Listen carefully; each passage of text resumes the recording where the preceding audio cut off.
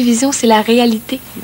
Tu penses pas souvent qu'ils peuvent tous en même temps s'inventer les mêmes rêves et les mêmes miracles? Ouais, je charrie pas, René, là, hein? Il y a une différence entre faire les rêves et faire les miracles.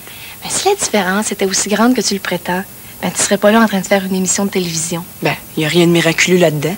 Ben oui. Au contraire, c'est ton propre rêve de faire de la télévision qui s'est changé en miracle il y a quelques mois. Tu sais, des miracles, là, on peut en faire tous les jours quand on se permet de rêver. Oh, rêver, toujours rêver. Ça mène nulle part. Non, Vincent, pas quand on rêve fort et longtemps à la même chose. Ah, tu sais, René, là, ce que je souhaite, là, c'est devenir un magicien. Hein? Pourquoi faire? Ben, pour comprendre comment les miracles arrivent. Oh non, les miracles n'arrivent pas, on les fait. Ben, justement, puis je suis sûre qu'il y a un truc. Non, il n'y a pas de truc.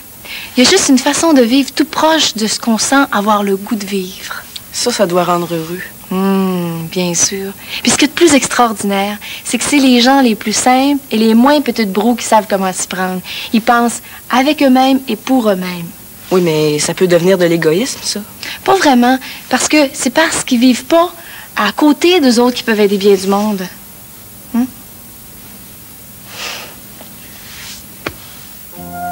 Quelqu'un qui a beaucoup aidé, qui n'a pas vécu à côté.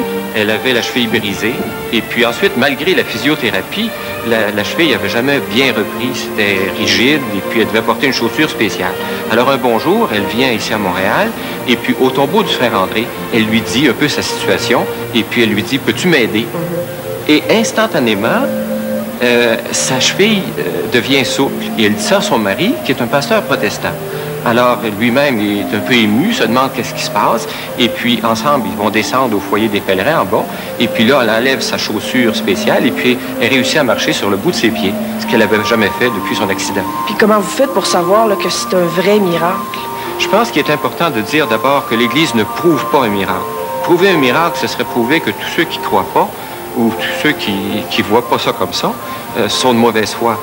Alors, l'Église ne prouve pas un miracle. On prouve une réputation à partir de certains critères. Par exemple, lorsqu'une guérison est instantanée, on dit voilà un des critères qu'on reconnaît dans toute l'histoire de l'Église.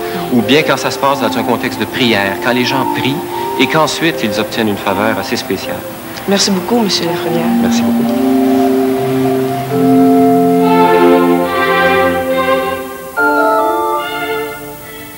Grand petit miracle, grand pour les uns, petit pour les autres.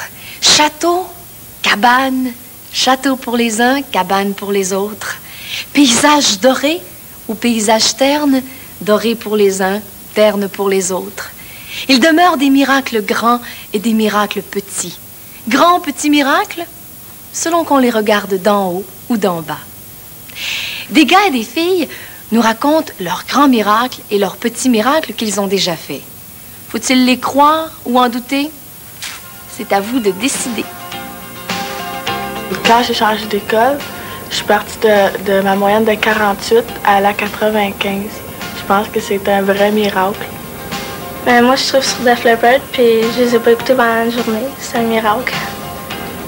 Ah ben, moi, mon miracle, ben, c'est quand je suis allée à l'île Sainte-Hélène, puis je me suis baignée, puis c'est ça, j'ai eu une intuition que quand j'étais dans l'eau, j'ai pas aimé ça du tout. C'est comme une intuition qu'il y avait quelque chose qui me faisait peur, il y avait quelque chose dans l'eau que j'aimais pas. Puis je suis partie, puis le lendemain, j'ai acheté le journal avec ma mère, puis j'ai constaté qu'il y avait quelqu'un qui s'est blessé à l'île Sainte-Hélène. J'avais un ami qui s'appelait Sylvain, puis ça faisait longtemps que je voulais sortir avec, puis il y avait une blonde. Puis il l'a laissé, ça fait 2 semaines, puis ça fait depuis vendredi que je suis avec. Puis je l'aime beaucoup. Je pense que c'est un vrai miracle.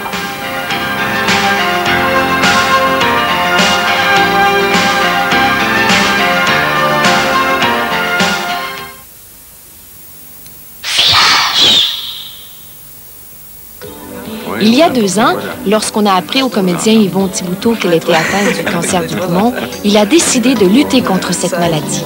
Aujourd'hui, il est en pleine forme et il nous parle de son aventure. Yvon, vous représentez l'espoir pour beaucoup de gens parce qu'il semble bien que vous ayez réussi à guérir le cancer du poumon. Pouvez-vous nous résumer ce qui s'est passé? Oui, bon, ben, simple. Je fumais. Et puis, il y a 2 ans, lors d'un examen de routine, on s'est rendu compte que j'avais le cancer. Alors, Des fois, là, René, j'en ai assez. Pourquoi tu dis ça? Parce que j'en ai assez. T'en as assez de quoi?